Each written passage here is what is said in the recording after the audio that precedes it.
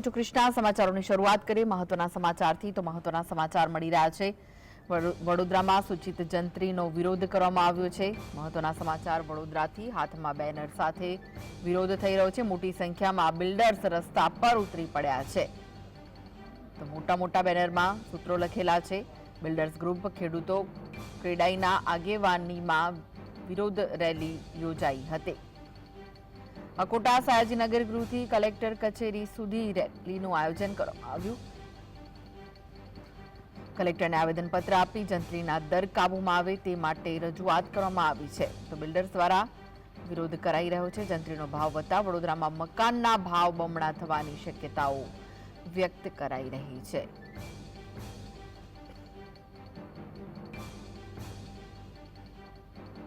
લઈને જે અસરની વાત કરીએ તો અટલાદરા વિસ્તાર જેનો ભાવ જે અત્યારે જે નવી જંત્રી પ્રણ જોઈએ તો 80,000 રૂપિયા ચોરસ મીટર, જે બજાર કિંમત જ આજે બી 3500 રૂપિયા 3000 રૂપિયા કિંમત છે, એટલે 3 ગણી કિંમત।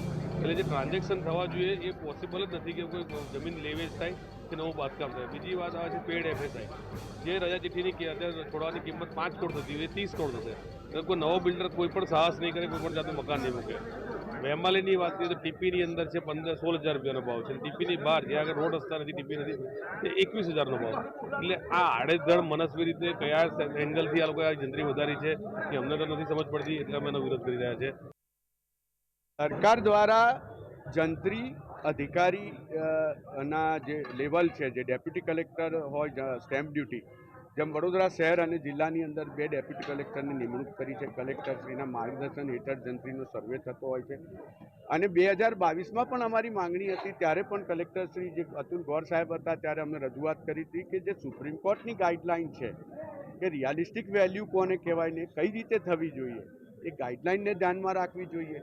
જે સ્ટેક હોલ્ડર છે, જમીન માલિક છે, ડેવલપર્સ છે, પછી ત્યાં રહેણાંકમાં આજુબાજુમાં રહેતા લોકો, તમામનો તમામના સૂચનો લેવા જોઈએ અને રિયાલિસ્ટિક અને સાયન્ટિફિક ઢબે જંત્રી તૈયાર થવી જોઈએ। પણ એ કશું જ થયું હોય એવું લાગતું નથી। માત્ર એસી કેબિનમાં બેસી અને જંત્રીના ભાવ નક્કી થયા હોય, સંપાદન થયેલી જમીનોના ભાવના આધારે જંત્રી નક્કી થઈ હોય એવું લાગી રહ્યું છે।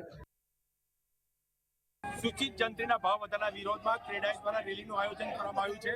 આ પ્રકારનું દ્રશ્ય મોટી સંખ્યામાં જે બિલ્ડર લોબી છે તે બિલકુલ આ રોડ પર આવી છે, અને જે પ્રકારનું આ દ્રશ્ય છે વડોદરાનું મોટી સંખ્યામાં બિલ્ડરો આમાં જોડાયા છે અને સૂચિત જંત્રી જે છે તેનો વિરોધ કરી રહ્યા છે। રૂપેશ ચોકથી GSTV વડોદરા।